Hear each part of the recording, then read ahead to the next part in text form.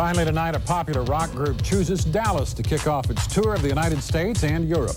The band Genesis tonight converted Texas Stadium into a high-tech soundstage.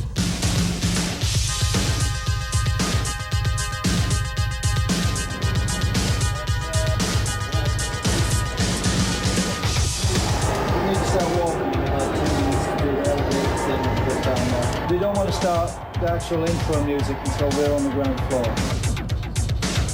Anywhere that you're at is going to be an important spot, okay?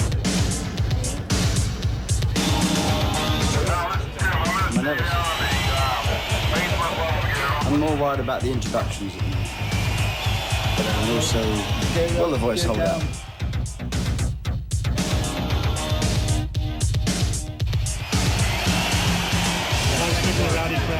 No, not for these guys. These are the authentic ones.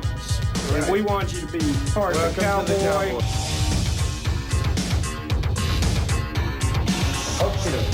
No turning back now.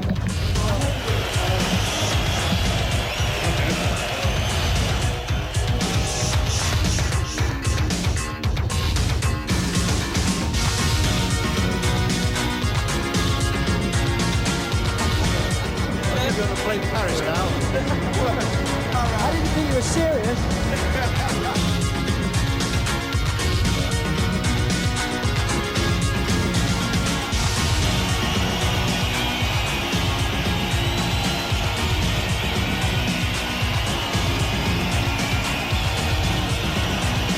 Good evening, Dallas.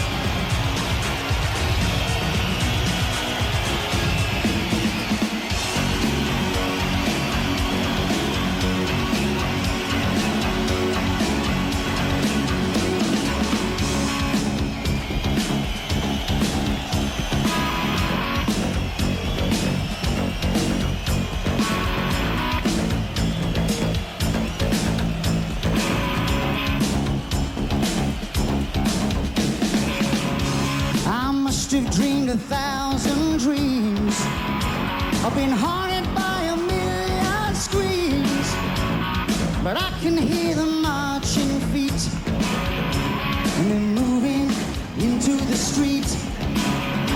Now, did you read the news today?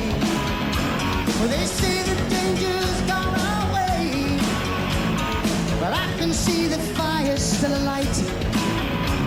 They're burning into the night, where there's too many men, there's too many people, making too many problems, but there's not much love to go around. Can't you see this is the land of confusion?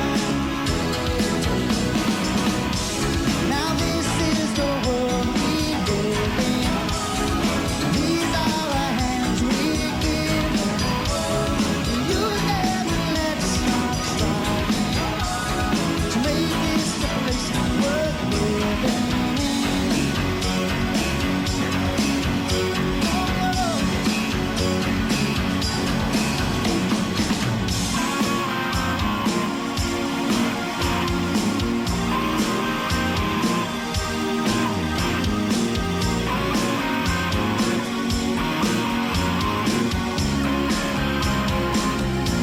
I remember long ago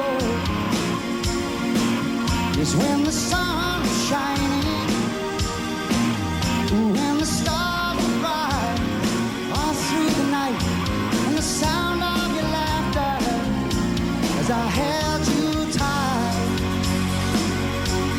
so long ago.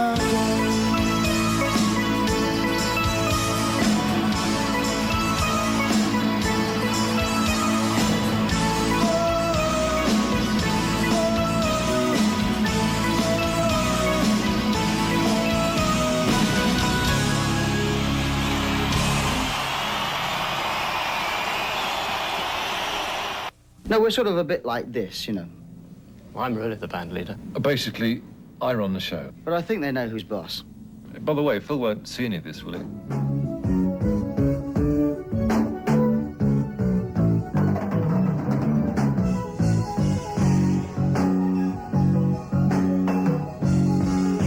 I think it was easier, the rehearsals this time, because we started up in Chiddingfold, which is a little the village where our studio is. I think Tony and I, Banks and I, had done more work than normal because there'd been, I guess, a longer gap and a lot of songs to learn. And the first day we did the whole set. It took all day, but we finished it. We had a sort of extended set list at that point of songs we were going to try, which we talked about, and we, even before we got to that first thing, there's one or two we decided not to do. And we decided, but then we came into the studio, we still probably had about 4 hours of material that we were actually started rehearsing. By the time you've got the obvious songs that you definitely are going to play because A, you want to play them and B, they're audience favourites, and C, they're new, you've only got a few areas where you can say, OK, we've got 20 minutes here, or half an hour. What can we play? Well, we can play this, this, and this. We've got to do an old medley, So I think what we wanted to do was to definitely try some new old stuff.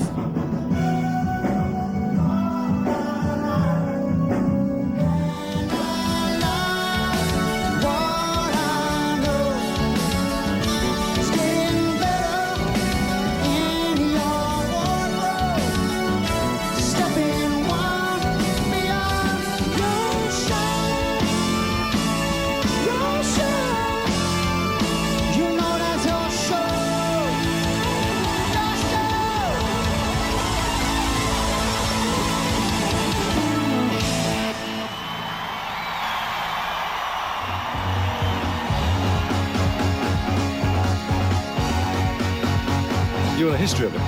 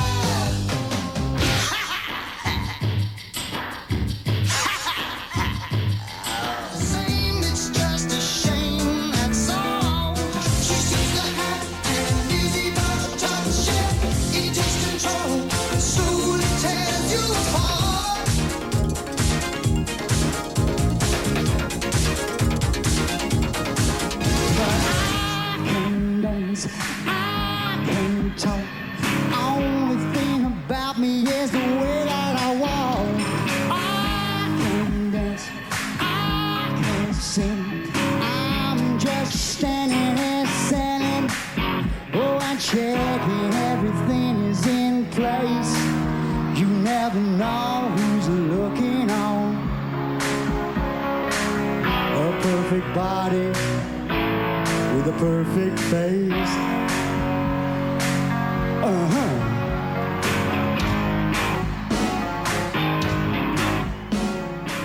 See, the thing about Genesis is that we're like a team, like a happy family. Oh, I do all the writing. I do all the writing. Yes, the good stuff. I write all the good stuff. But seriously, we're really tight, inseparable, you know? Can we talk about my solo career? Is that all right?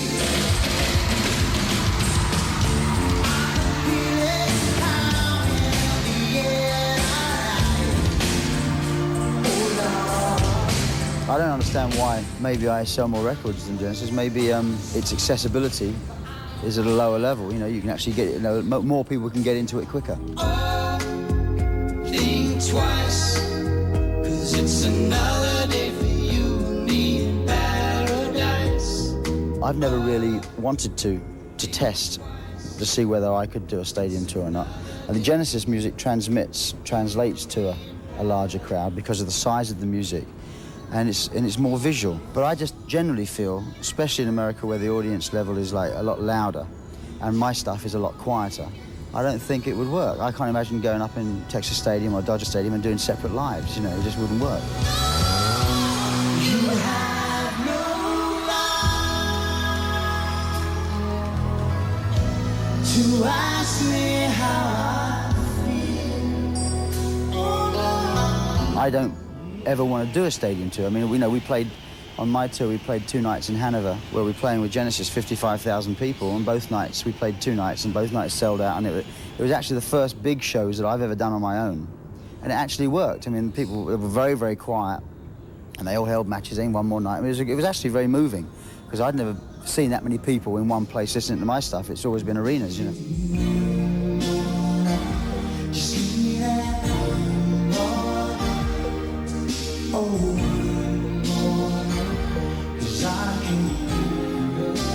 With my band, you get me standing out front or sitting at a piano, and it's the simple side of it that appeals to me more. Cub is auditioning. He's auditioning for the singer. I don't really want to be the singer anymore. I want to be just the drummer, but he wants to be the singer. Well, I'm still surprised that people don't know I play the drums. You know? They say, hey, I'm not a bad drummer. This is what I started off by doing, yeah. So they really think I'm just a singer. Well, I'm sure Phil would like to play more drums, although he plays quite a lot on this tour. And there's the drum duet, which grows daily in length.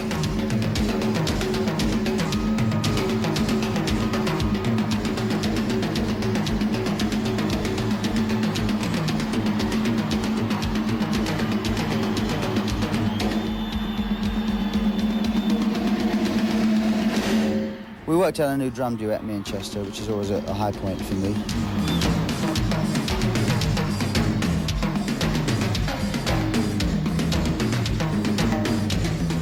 We sit in a hotel room and we play on a chair. We take 3 chairs. He sits on one, I sit on the other, and we play on the middle one. And we record it. This is what we're doing now. We played for 20 minutes, recorded it, and picked the best bits out of it. And then we put it together, and now we're starting to play it.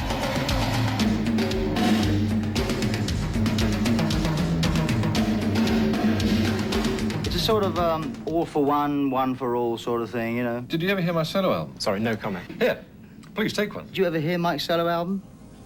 Last chance.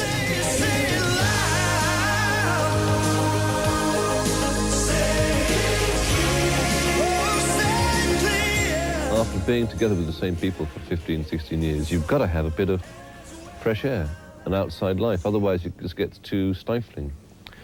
So it's not dissatisfaction, it's because you want to actually broaden your horizons and get some more musical experiences. All I need is a miracle.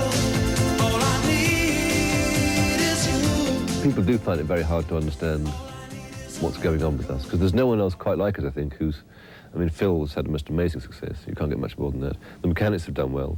Genesis is still doing well. Tony's been doing film scores and stuff, so we're all very active. Did I mention my solo projects? Tony's solo album was very good as well. Tony. That name rings a bell. Tony. Yeah, I think he plays sax. No, cello. I wanna be in another place, some other body in someone else's face. Don't wanna be in here. I mean, it's the reason I'm in this business in the first place is as a writer, and I never had any great urge to be a performer on stage and to kind of get everyone to look at me or anything like that. And as a musician, as a player, I never sort of felt this was something I did that much better than anybody else. It was always as a writer that I felt this is what I felt that I had something special at. By the sea, home by the sea, creeping up the blind side, shining up the wall, stealing through the dark of night, climbing through a window, stepping to the floor, checking to the left and the right, picking up the pieces, putting them away. Something doesn't feel quite right. I think Home by the Sea has always been one of my favourite songs. I mean, Domino and Home by the Sea are the ones key songs in the set for me in many ways. Welcome to the home by the sea. The most difficult song, I think, for this show is the same as the last show, which is Domino. Just even the first half of the song, I'm probably doing about eight or nine different sounds. And in the second half as well, you've really got to keep your head because it's, you know, things are just happening all the time, and I've got to keep this thing vamping in the bass all the time while I'm doing all sorts of other things with my right hand. And it's those technically, it's not like there's speed problems or anything like that. It is just quite difficult to make certain you keep your head and you do all the things in the right order, you know. If you do one tone change in the wrong order, then everything comes up wrong. You know?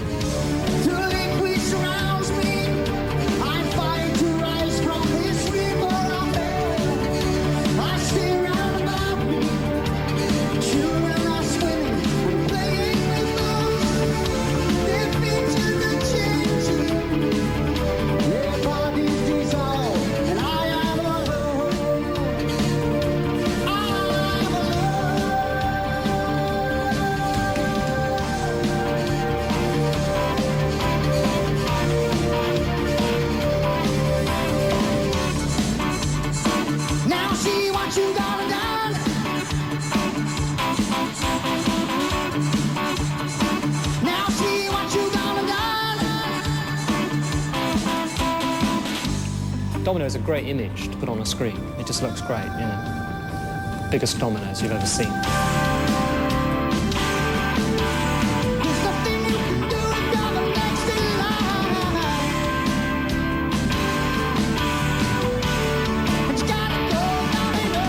Out of the three of us, if you were to take any one of the three of us away and it could still be Genesis, it would be me. You know, if you take me out of the situation, you had Tony and Mike, Genesis really wouldn't change that much. If you had to take one of the three of us away, I'm sure a lot of people would say, well, you can get rid of Tony because he doesn't do anything. You know, but in fact, him and Mike are far more the backbone of the writing of the band. And I guess I'm the one that stands out front and communicates with an audience.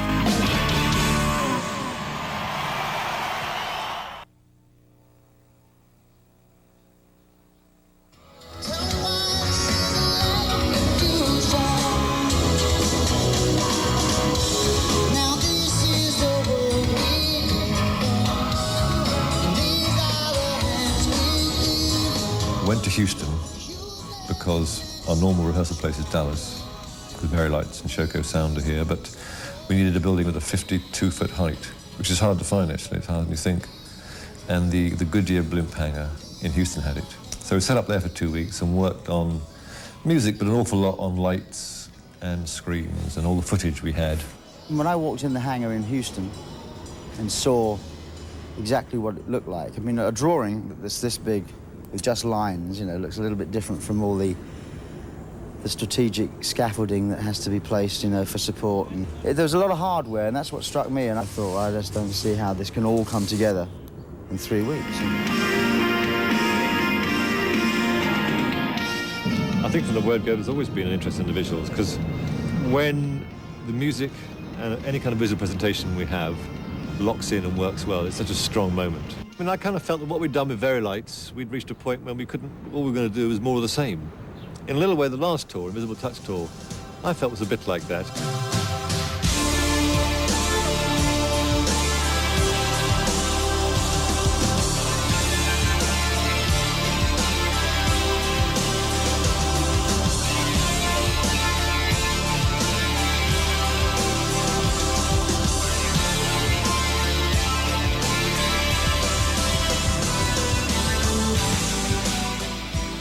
Whereas to me, this tour is definitely not a continuation of that. And this time round, we've kind of, using Very Light still, but we've added a new element with the Jumbotron screens, which are screens that work in daylight as well as darkness.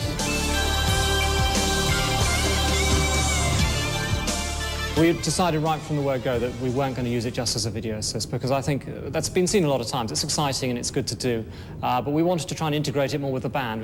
I mean, it is a problem with these things that you end up either looking at the screen or at the band. I think with a song like Dreaming While You Sleep, for example, when I'm in the front of the stage sitting on the chair like as if in the hospital waiting room, is basically what it's supposed to be. I think that kind of works because the screens are like what's going on in my mind. Dreaming while you sleep. Dreaming while you sleep. Memories to keep. Ooh, dreaming while you sleep.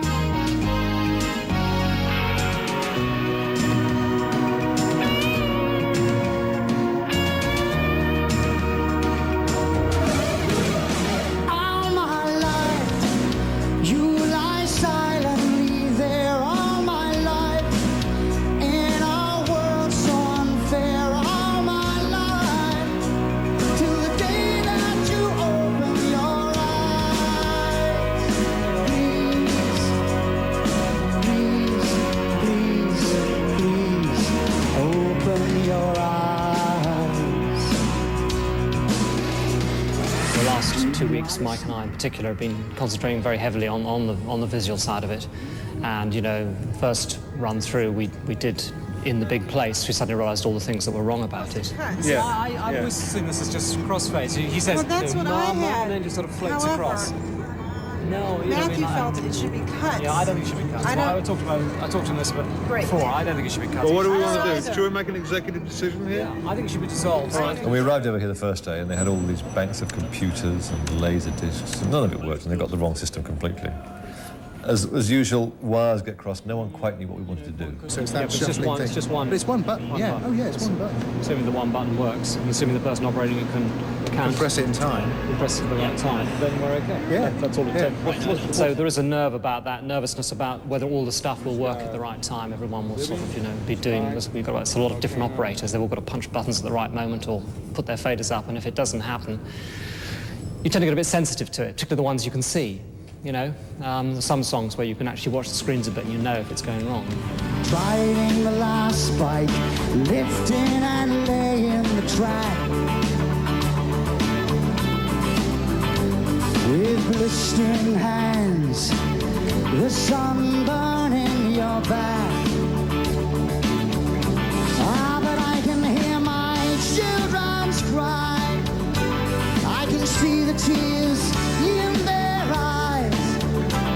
Memories of those I left behind, still ringing in my ears. But I'll always remember that night as they waved goodbye to their father. We followed the rail, we slept under the stars, living in darkness and digging with danger.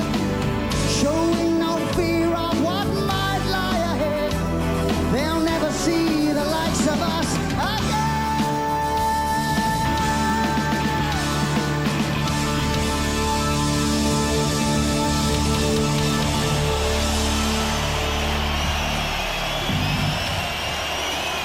Thank you very much.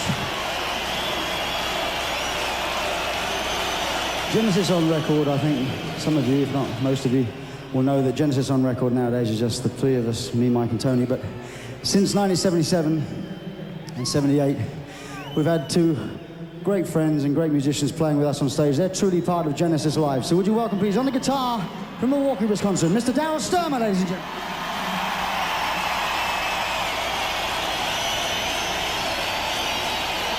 And on the drums, truly the backbone of this band, I think. Would you welcome, please, from Los Angeles, Mr. Chester Thompson. I feel very sorry for Chester. With this band, you don't just... The song isn't written and you don't just play along to it. The drums are kind of integral to the composition of the song, where they come in, the style in which you play. When it comes to taking that on stage with Chester, the poor guy, you know, he was a brilliant drummer. He has to suddenly become me. I think the wall was real fast last night.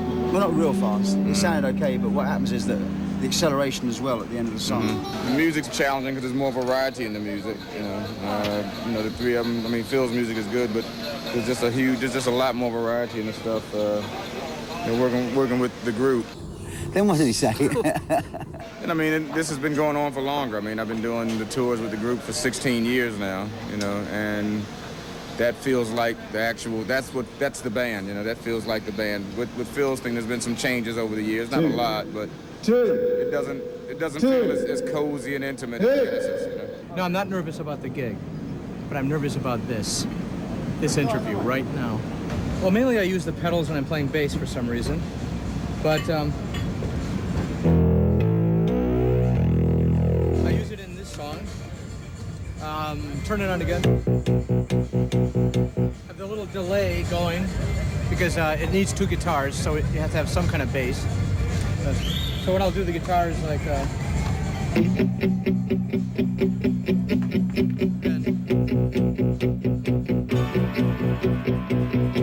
I could play in lounges.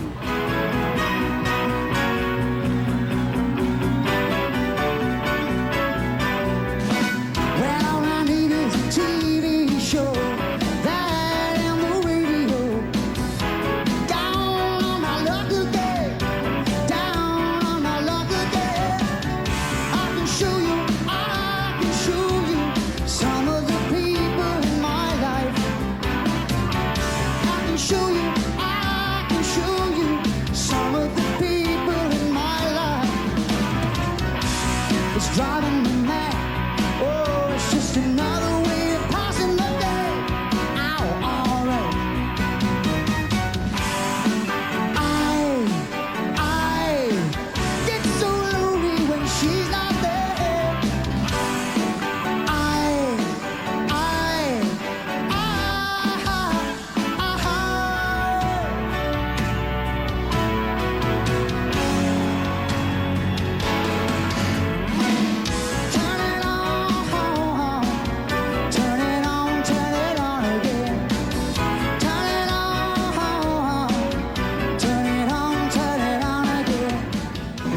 playing bass. It's just I play guitar on mostly the older Genesis stuff. The stuff that Steve Hackett would play guitar.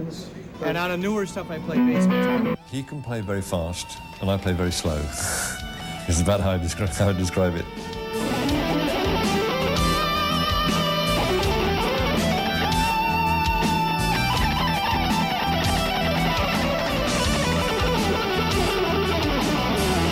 I mean, he's technically unbelievably capable, and I'm not. I've got something else, I suppose. Well, I hope I have. Otherwise, I'm in big trouble.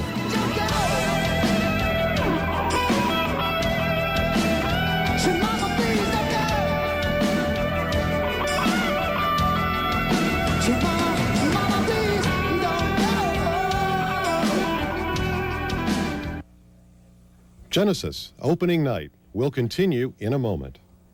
I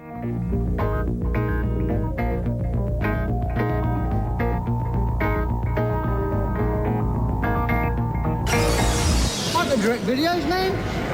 I can direct videos, it's no problem. Pout, baby, pout, pout. Come on, baby, give me all you got. Sometimes the song, like the I Can't Dance one and the Jesus video, are great vehicles because you've got lyrics that take you down a humorous avenue. You really have a chance to have a bit of fun with them.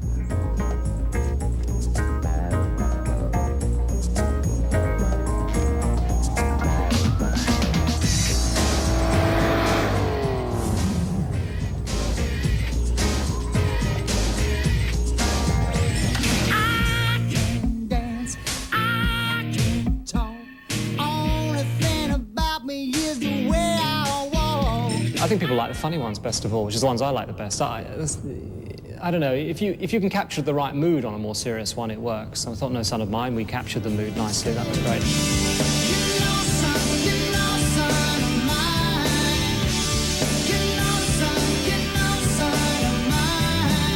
It's a difficult thing for us. I mean, you know, particularly Mike and I, we're not actors.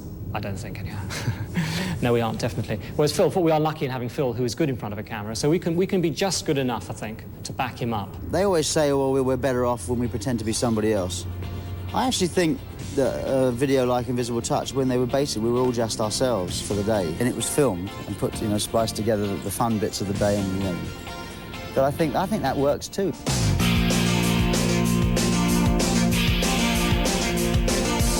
The subject that all fascinates us is the idea of television evangelists. It's an extraordinary piece of TV, really, you know. I mean, the first time I ever saw it, I thought it was a comedy. I'm absolutely serious about that. I thought it was comedy. And it wasn't until I watched the thing for about 5-10 minutes I suddenly realised this wasn't a sketch. This had been going on for too long. So the song was written and the lyrics were done, and it seemed a natural video to have a bit of fun with. It was a great storyline. I mean, all we're doing, really, is just saying that these guys that come on your television screens every Sunday, probably 55 to 60% of them aren't the genuine article. And they found this way of actually getting money, siphoning some of it off, without people asking too many questions. It was on a divine visitation that the Lord told me that I was to go on the television. I was lying on the bed and the bed began to go around, and I had the sensation like I was on a merry-go-round. And then the furniture joined in, and then I was in the stars. There were stars everywhere, above me, below me, to the left of me, to the right of me. Millions and millions of stars. And the Lord said, the stars are the souls that you will win for me. The Lord actually talks to me, you know. I hear what's being said. And he said to me, get me $18 million by the weekend. And the angel of the Lord stands by my side and speaks into my ear. It's a beautiful thing, and I hear what's being said. It's a marvelous, marvelous experience. I never thought such a thing could happen. In the name of Jesus.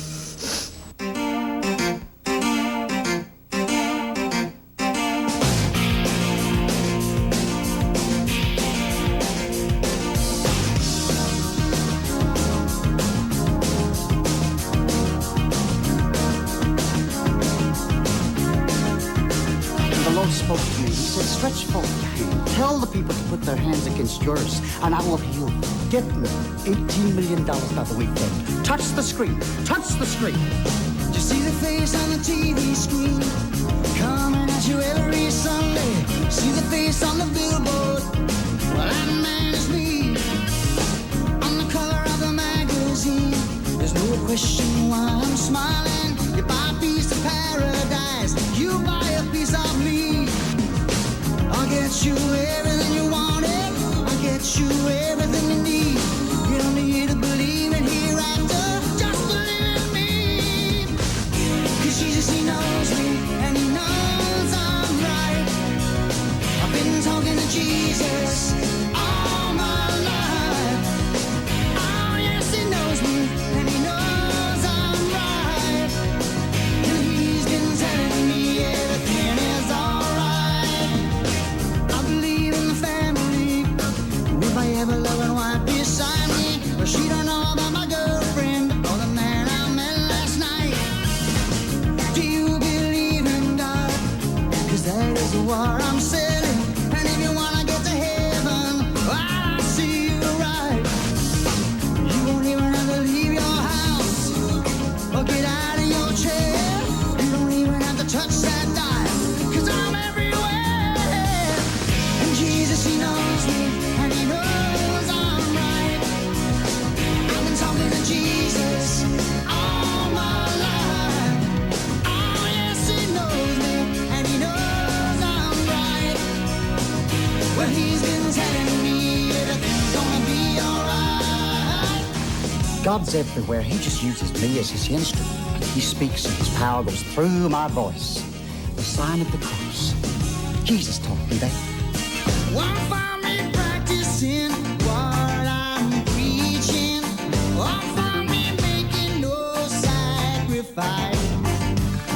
But I can get you a pocket full of miracles.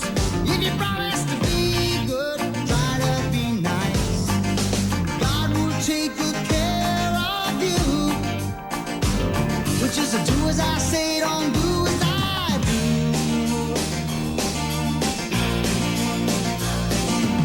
Well, I'm counting my blessings, 'cause I found true happiness. 'Cause I'm getting richer day by day. You can find me in the phone book, just call my toll-free number. You can do it any way you want, just do it right away. There'll be no doubt in your mind, you believe everything I'm saying. If you wanna get closer to him, get on your knees and start praying. 'Cause Jesus, he knows me, and he knows I'm right. I've been talking to Jesus all my life. Oh yes, he knows me, and he knows I'm right. But he's been telling me everything's gonna be alright. 'Cause Jesus, he knows me, and he knows I'm right. Oh yes, he knows me, and he knows I'm right. I've been talking to Jesus all my life, and he's been telling me everything's gonna be alright. One day I was standing before the cameras right here in the cathedral, and the Lord spoke to me. He said, "Stretch forth your hand and tell the people to put their hands against yours, and I will heal them." He said this is a form of laying on of hands. So put your hands on the screens now. And touch the screen. Touch the screen. Heal. Heal. Heal. In the name of Jesus, please. Heal. Touch the screen. You're sitting at home watching this special and you got one of these on, boy, you're in trouble. Back, please. And the Lord spoke to me. He said, "Stretch forth your hand. Put the..." Sorry. All right, here we go. Stand by. All right, we're gonna shoot this.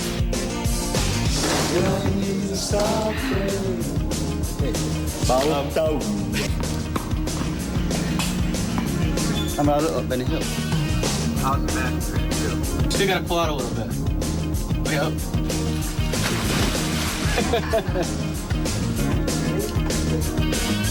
Knees at the foot. I'm smiling, you buy a piece of paradise, you buy a piece of me. I'll get you everything you wanted, I'll get you everything you need. Take your last basket, you'll dump it on top of there, and you just keep working the crowd, okay? You're collecting money.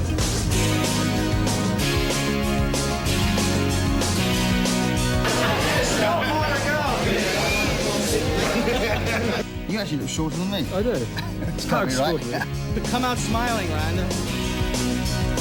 We're doing it again for me, boys. Sorry. I can't work with him anymore. I don't mind going nude. I can say I went nude for film.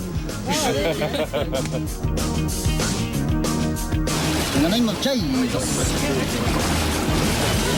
Putting on wigs and dresses is a normal, everyday thing in the Rutherford household. So this video was no change to that. The first day, you know, you think you look normal, and then you look in the mirror and you sort of have a fright. By the third day, Tony looked quite normal to me. I mean, I virtually saw no difference when he took the wig off. You thought it was real, yeah? Good for you. New deal. Beautiful. Beautiful. Don't you just love it when that happens? You guys have a lot of rhythm. What is this I can't dance, we can't dance thing? Where did it happen, come from? I don't really dance. I dance very quick for about 2 minutes. Very quick and then for 2 minutes. I peak very quickly. And you're... Dancing? Dancing. Oh, just dancing.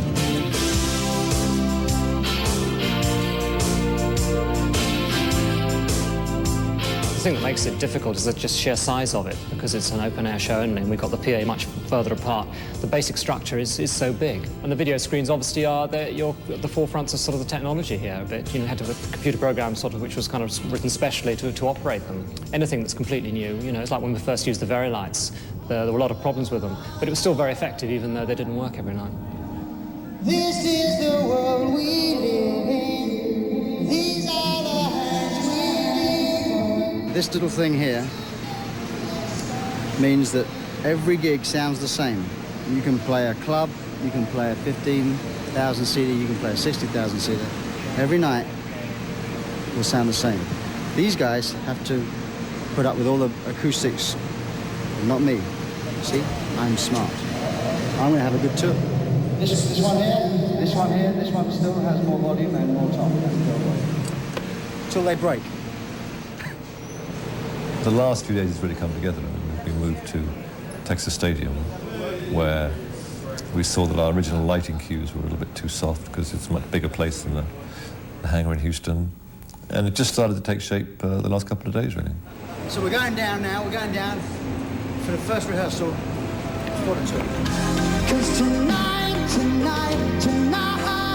oh, yes, I'm gonna make it right. Tonight, oh. You have 6 weeks to prepare for a tour. You'll take 6 weeks. If you've got 3 weeks, you do it in 3 weeks. The first show is always the worst because so many things that are unknowns at that point. You don't even know. You haven't got the sort of quite the confidence in the set at that point. Equipment can let you down, that sort of thing, and you don't quite know what it's going to be like when you actually do the whole show as one. Well, the key to my survival was never in much doubt. The question was how I could keep sane, trying to find a way out. Things were never easy for me. Peace of mind was hard to find, and I needed a place where I could hide, somewhere I could call mine. I didn't think much about it till it started happening all the time. Soon I was living with the fear every day of what might happen that night. I couldn't stand to hear the cry of my mother, and I remember when I swore to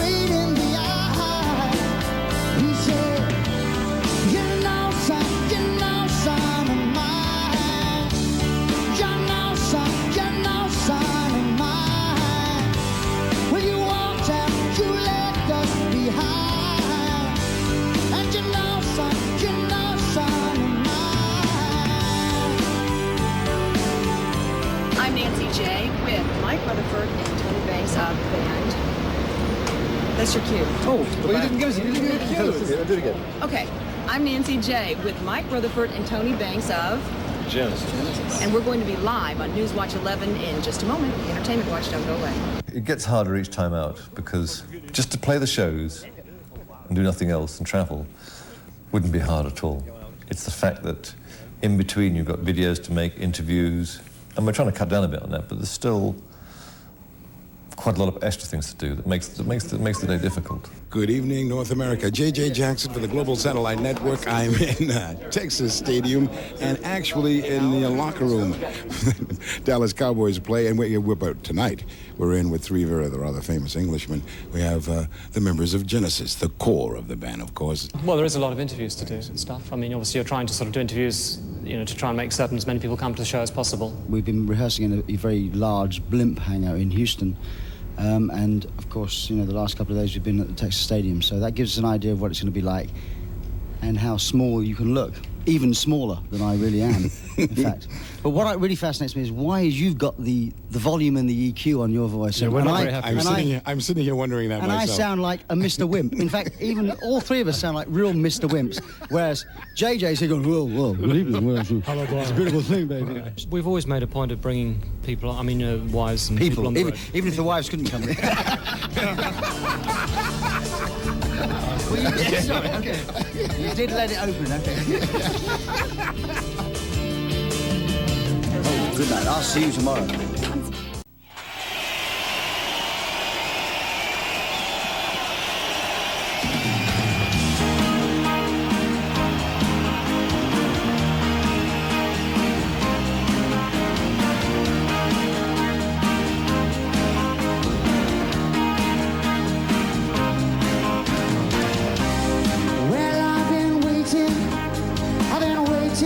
So long, but thinking nothing could go wrong. And now I know she's got a built-in ability to touch everything she sees. But now it seems I'm falling for her. She seems to have that invisible touch.